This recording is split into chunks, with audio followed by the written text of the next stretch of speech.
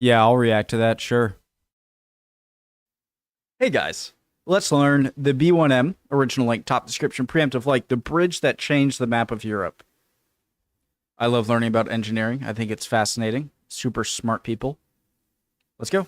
This bridge should not have been possible. It's the Massif Viaduct in France, the tallest bridge in the world. In fact, Really? even today, in all of Europe, there are only 4 skyscrapers taller than it. It soars 340 meters above the Tarn Valley and stretches for 2.4 kilometers. For decades, it's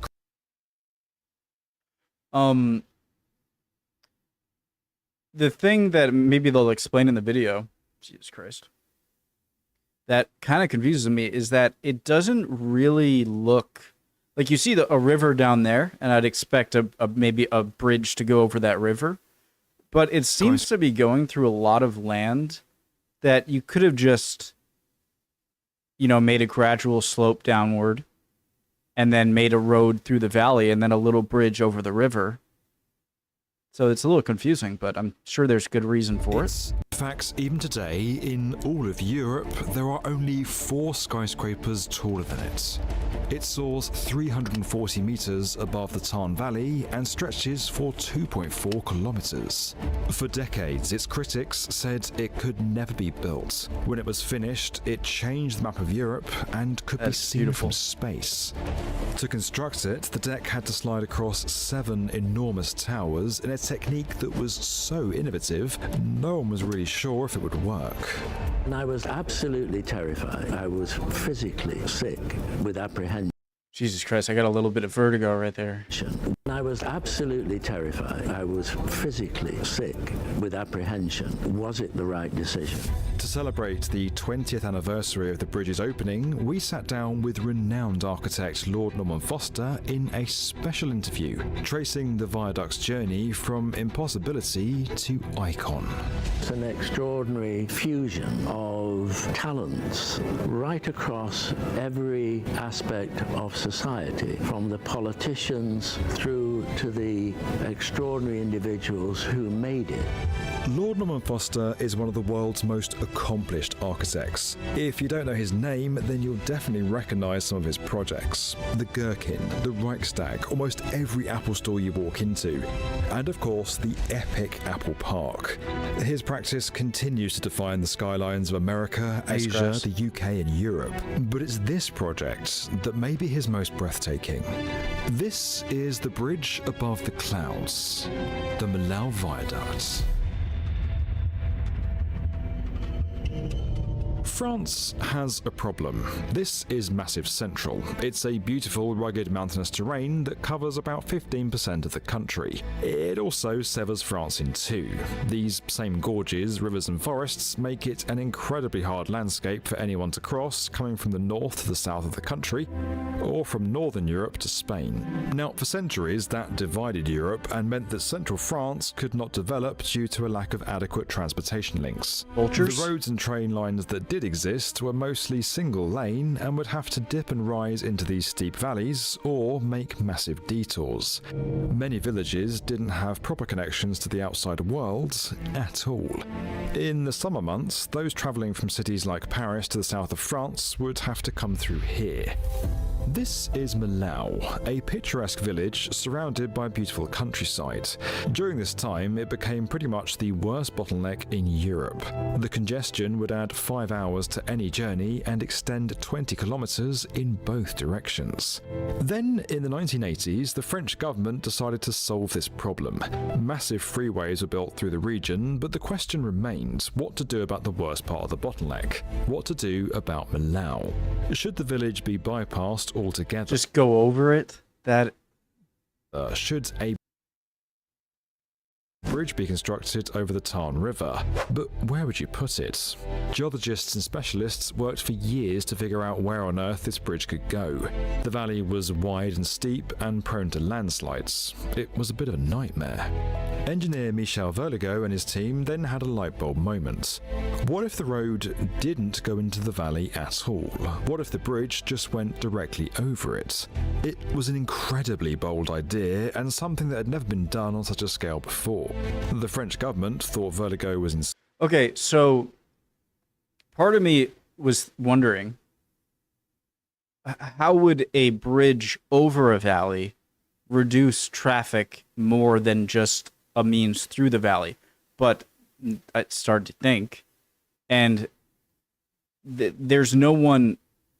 If you go into the valley, then you have to deal with a lot of traffic that slows down and deal with people that are trying to exit and into the town.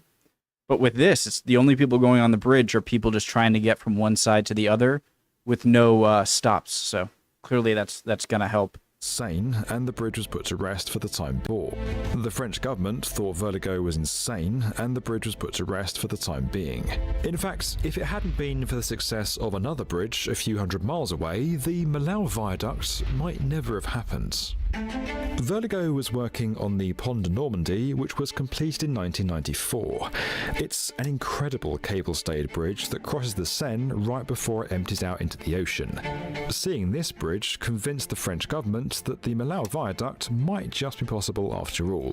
Vertigo had one condition. If the bridge was going to cross the Tarn Gorge, it would have to add to the landscape, not take away from it. It would have to be beautiful.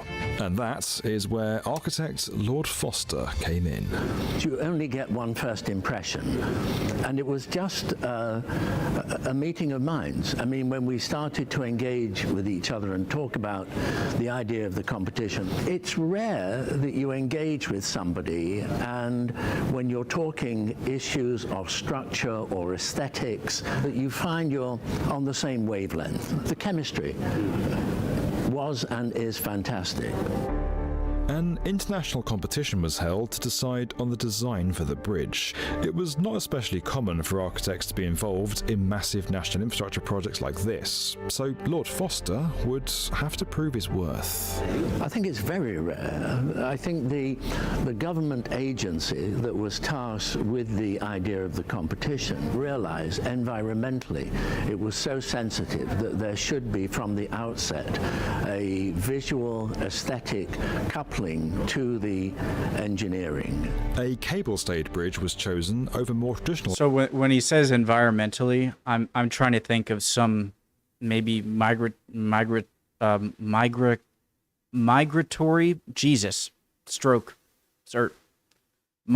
birds or something like that. But he just means aesthetically, like in the environment, it's going to make this beautiful valley look bad. And I wonder if they thought of doing a tunnel instead of a bridge, but I'm not sure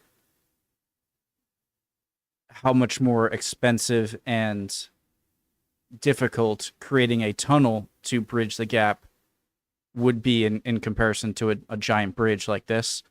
And it seems like not only did they not make it an eyesore, maybe it actually gives a little more character to the valley. I'm sure people disagree on that. But structures like a suspension.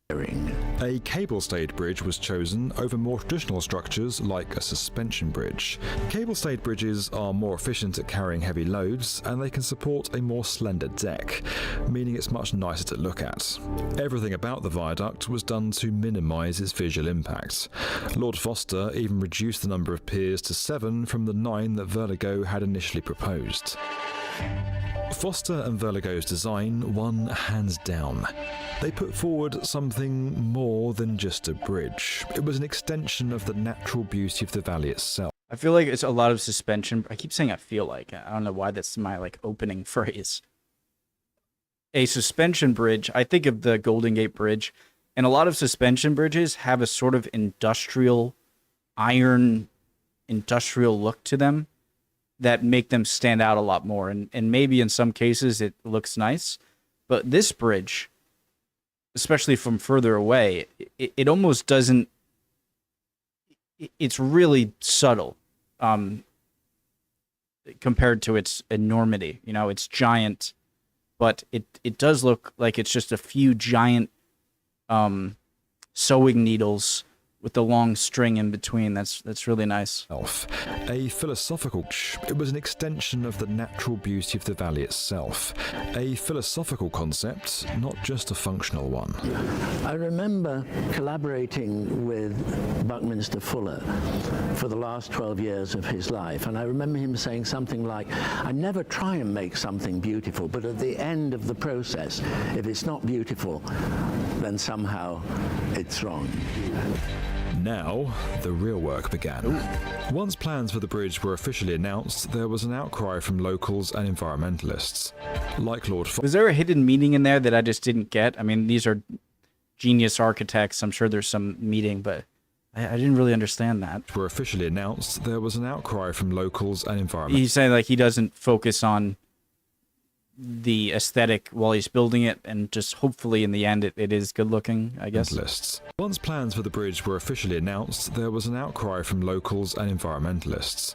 Like Lord Foster, many feared the natural beauty of the landscape would be ruined by a colossal bridge that was taller than the Eiffel Tower.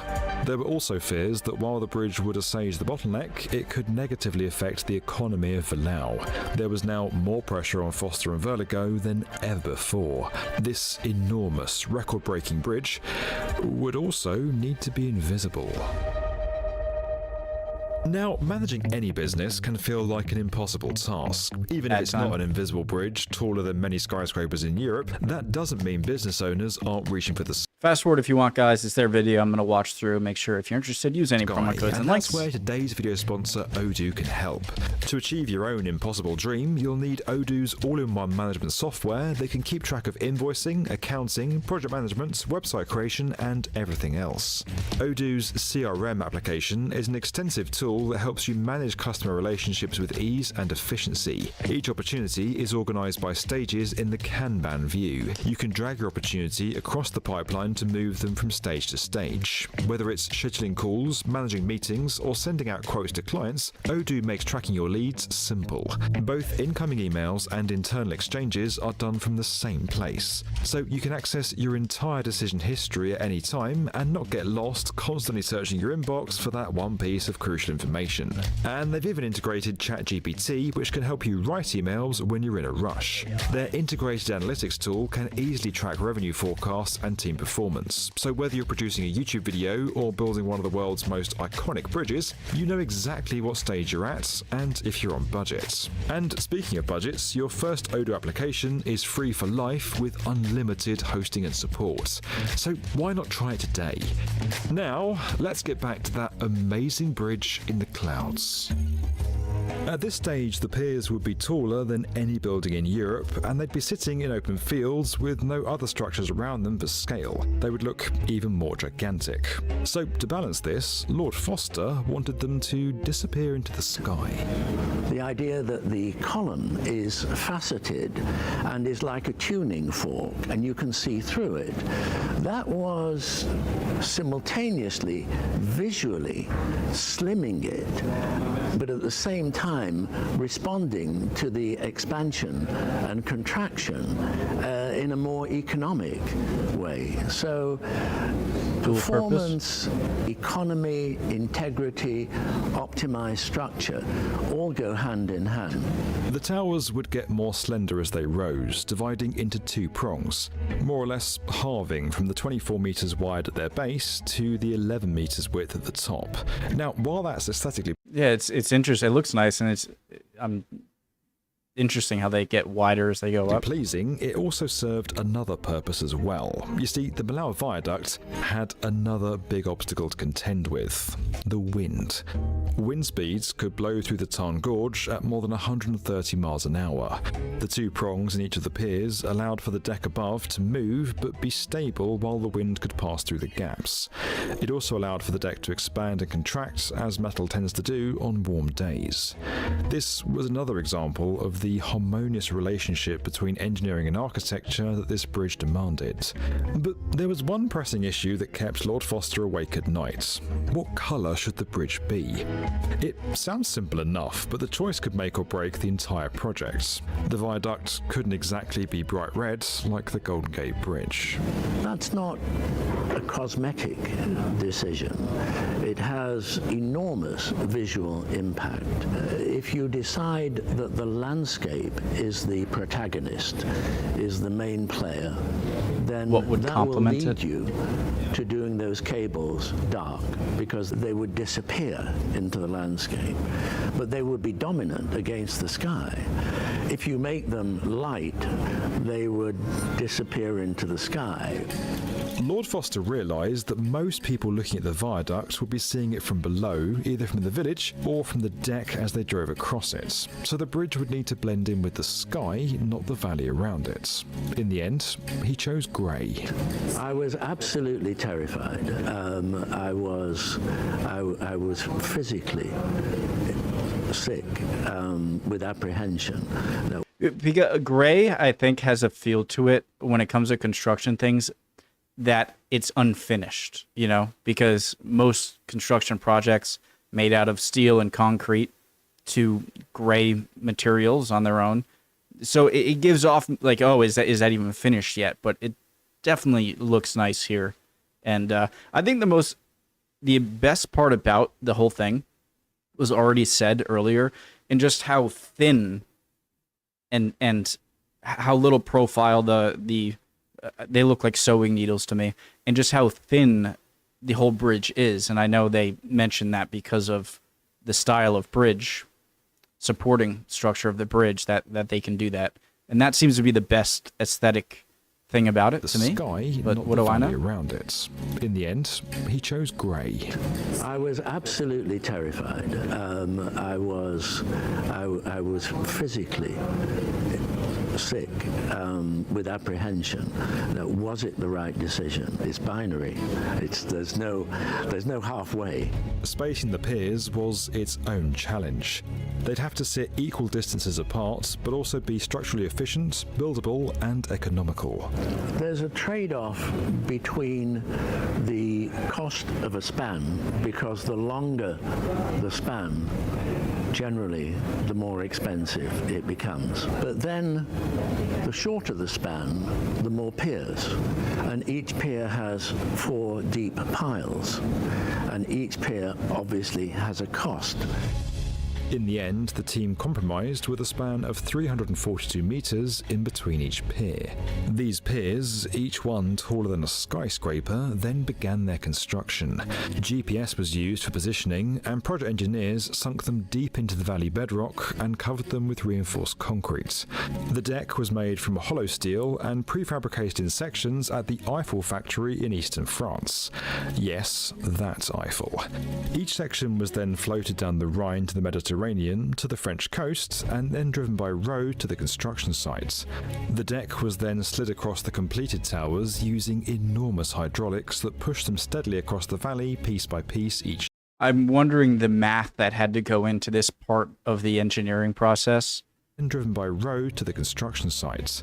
The deck was then... Where obviously the further out the deck goes, unsupported, the more weight is going to be hinging on this area. And eventually, I'm sure it'll just collapse and fall down. And I'm wondering just the kind of math that went into how far they could push out the unsupported bridge to reach the next pylon without collapsing. Slid across the completed towers using enormous hydraulics that pushed them steadily across the valley piece by piece each day. They were launched simultaneously from both sides over temporary structural supports. Now, during this time, the weather had to be closely monitored. Strong winds could damage the deck before it reached the next supporting tower, and each launching operation would take up to 3 days. Even with GPS, it wasn't certain that the deck would meet in the middle, that the piers would line up, or that the colour was the correct one. Whether it's a bridge or whether it's a building, we now have more sophisticated means of visualizations. But the truth is, until you actually see the real thing, you really don't know. like theoretical physics versus what is it? What is the other called? Just physics, applied physics or whatnot. And I'm guessing as if you know that the pylons are well aligned, then as you get the two sides closer and closer, I'm saying this all in question form, obviously. I'm not an architect or an engineer. But if they keep being centered on the pylons as they get closer, I'm assuming you'd know that they're pretty in line. Hopefully I The didn't day the two halves were due to miss meet something. was a nerve-wracking one for everyone involved. In the end, it was achieved with millimetre precision.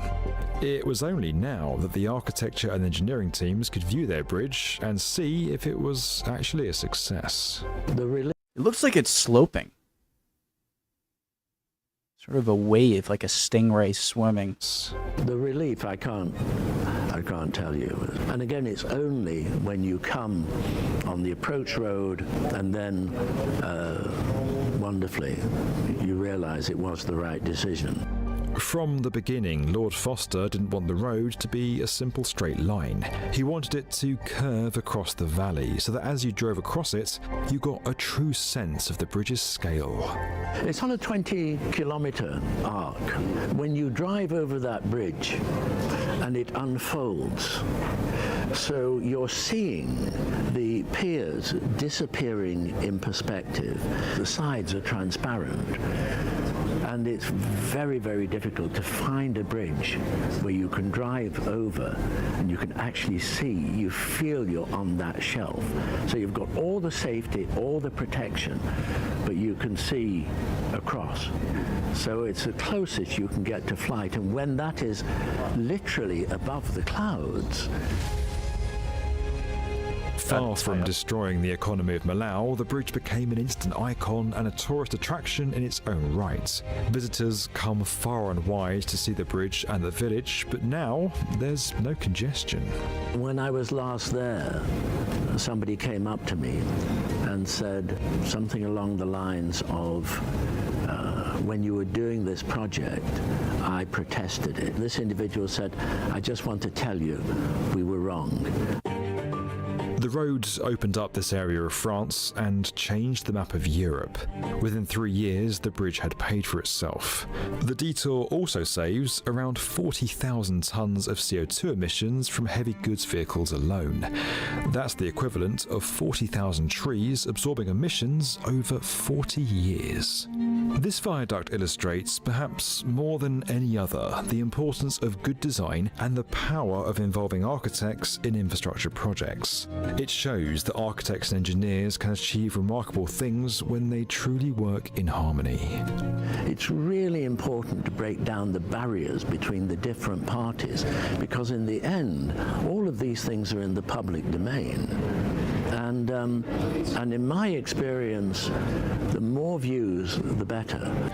Because of its beauty, this bridge doesn't detract from the landscape around it, it only adds to it and elevates this place to new heights. And when you look at it, it's not a work of architecture, not a work of engineering, it's a work of infrastructure. It's unique. It doesn't, you can't compare it with anything else. I mean, you At the end of the day, I'm interrupting him. Hold on. can talk about buildings and you can say, is it this building or that building? But there's only one Mio viaduct. At the end of the day, we are just a bunch of humans, humans just living together in society. And to be such a crucial part on something that will improve that society in such a great way, and you solved, not just you, obviously it's a big team of people, but knowing that you were a part of a team that solved a crucial problem when it came to something as big as traveling in your own country, it's got to be a great feeling. Just like the question I had at the very beginning, I didn't voice it until maybe 2 minutes in because I realized why. Why? How would this be much better than just creating a road in between? And a lot of the congestion where you don't just have people going on that road that are trying to traverse the valley. You have a lot of people that are coming onto that road and going off of that road and into these areas, which slows down.